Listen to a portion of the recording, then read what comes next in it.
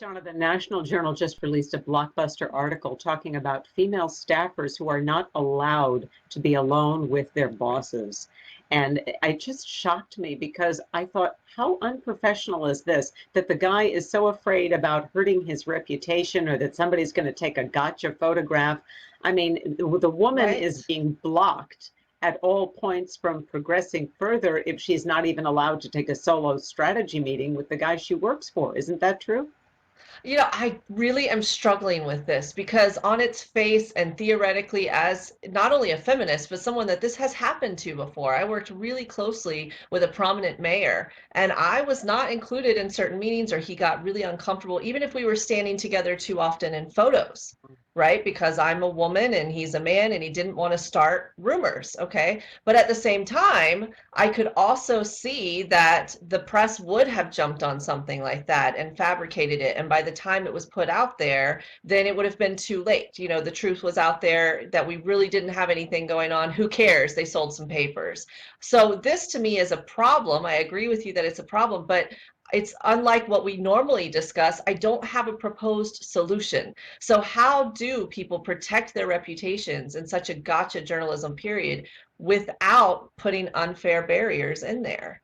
But I think the first step is to create awareness. So it's great that these articles are out there. This has received a lot of coverage, Right. but you still cannot bow to discrimination because you're afraid of what the press is going to say. I think at a certain point, you just have to do your job. Senator Susan Collins saw this and she said, well, this is ridiculous. That means I could never have a male staffer driving me. She never has this problem.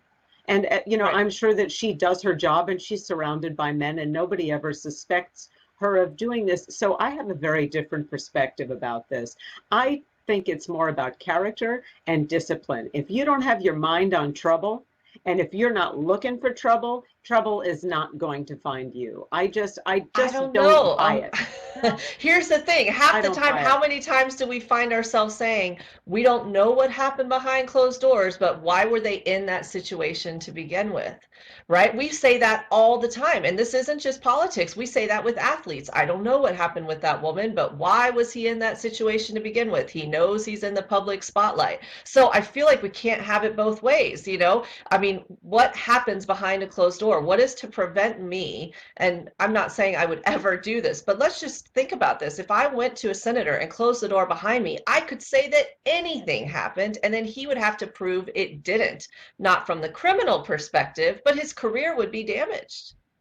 Well, that's all true, but the fact of the matter is, part of that is hiring, is it not?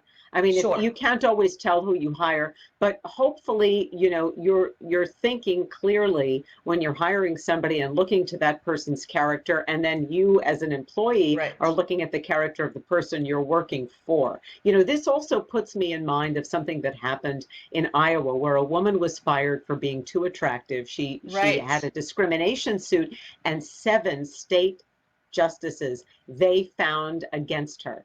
They said that the guy, this dentist, was right to fire her. He was worried he was going to fall into an affair with her. Nothing happened. He was worried about it. You know what? He was the guy making all the lewd suggestions about her figure. He never stopped. She didn't do anything. She's a mom with a young kid. She was minding her Right. business, but she was the one who was not only penalized, but she couldn't sue for discrimination afterwards. So this to me is evidence of a guilty mind. Right. I These agree guys with you. voted Yeah. their guilty mind. So I think, I don't have the solution either, but I just know that the only solution possible is awareness. And the more that we talk about it and make people aware of it, to say, no, guys, you're not going Right. to get away with shutting the door so that women have to stay in the secretarial pool because you're not comfortable with having a strategy session with them. Keep your mind on your job. And Right. ladies, everybody, guys and gals, keep your mind on the job. And maybe that's step number one. And also, as far as the press is concerned, and maybe this is just obviously my personal bias as a media critic, but call them out. If they're playing gotcha journalism, I think that's what we have to do. Shame them. Call them out. They need to be shamed in the town square for the kind of behavior that they exhibit and the kind of clickbait that they're putting out there. And we have the power now to do that with Twitter, with, Facebook. I Right. think that the more you do that, the more power you take back. Maybe that's the beginning of a solution. Well, I definitely know that if there's one thing we're going to have material for, it's rampant sexism in the Beltway. So I'm sure that we'll continue to call it out on more episodes of Dare We Say. In the meantime, this is Shauna Vircher alongside Anita Finlay.